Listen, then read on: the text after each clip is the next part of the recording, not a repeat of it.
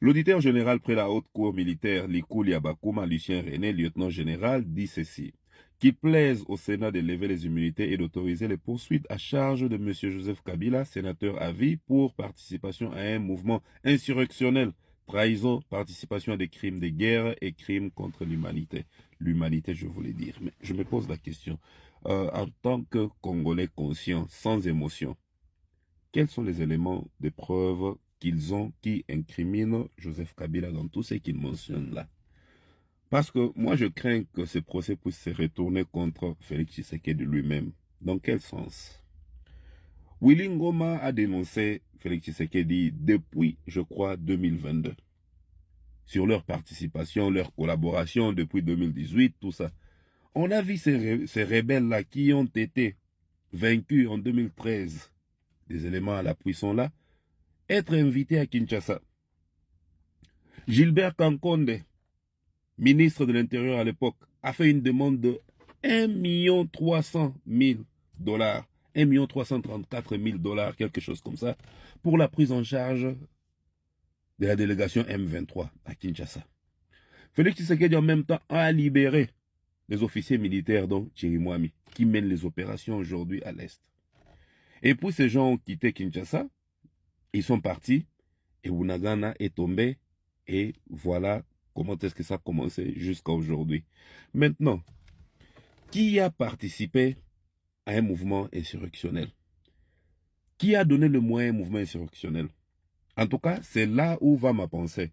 Parce que jusque-là, vous n'avez pas encore présenté de preuves. Quand je parle de vous, je veux dire tous ceux qui sont en train de soutenir les accusations contre Joseph Kabila. Oui, bien sûr, s'il est accusé, on veut bien, mais il faut qu'on suive la procédure.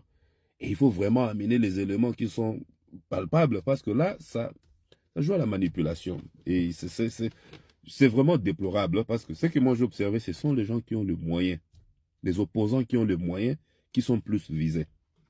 Ceux qui n'ont pas le moyen ne sont pas vraiment visés. Et comme je l'ai dit tantôt, moi je crains que cette situation puisse se retourner contre Félix Tshisekedi s'il ne fait pas attention. Parce que les éléments qui risquent d'être présentés, on peut nous faire remonter jusqu'à comment est-ce que cette crise a commencé, pourquoi est-ce que les M23 ont repris les armes, c'était comment, et pourquoi on a décaissé 1 300 000, 1 334 000 $ comme ça, pour leur prise en charge, et après la guerre a commencé. Je ne fais que réfléchir à ma manière, vous pouvez aussi en faire autant. En tout cas, il faut avoir de l'intelligence émotionnelle pour mettre votre commentaire ici, parce que je sais, il y a de ces gens-là qui réagissent par saut d'humeur, comme on a fondé des accusations sur l'ancien président de la République juste par des sauts d'humeur.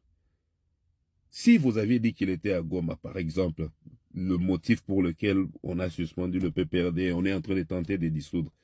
Mais vous savez que quand quelqu'un se déplace comme ça, il était à l'étranger, donc il a pris un avion. Quel est le numéro de vol qu'il a pris? Avez-vous la copie du manifeste de vol ou du vol qu'il a embarqué? Il est arrivé à quelle heure? Par quel vol? Ce sont des éléments simples. J'attends des gens dire que non, c'est encore secret. Mais les accusations ont été publiques. Et le peuple congolais a quand même le droit de savoir quels sont les éléments que vous avez pour poursuivre un ancien chef de l'État comme ça. Parce que jusque-là, personne ne rencontre personne.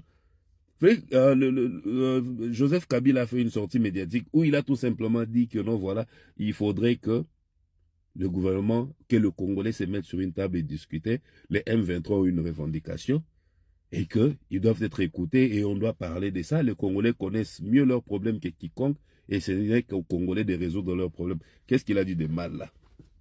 Parce que tout ce qu'il a donné comme recommandation dans sa sortie médiatique, c'est ce que vous êtes en train de faire aujourd'hui, parce que le Qatar vous l'a demandé de le faire, parce que les États-Unis vous l'a demandé de le faire.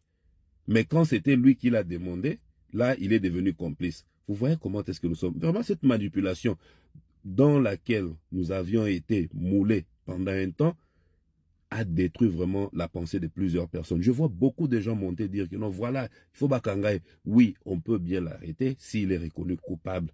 Mais pour reconnaître quelqu'un de coupable, il faut avoir des éléments. Même pour mettre en accusation quelqu'un, il faut avoir des éléments probants. Les actes posés par le président Tshisekedi depuis 2019, je vais aller même jusqu'en 2023, ne sont pas des actes, ne sont-ils pas des actes susceptibles de haute trahison? Vous voulez qu'on en cite? Nous devons faire trop attention. Nous sommes en train de créer une situation où nous risquons de s'en plaindre demain dans le futur, surtout avec les allures politiques que nous avons ici au Congo. Nous savons comment est-ce que les hommes politiques peuvent changer de casaque facilement. C'est bien qu'on est au pouvoir, on fait ce qu'on veut, mais quand on n'est plus au pouvoir, on sait ce qui peut s'effacer. Et voilà même ce que nous sommes en train de vivre. Donc,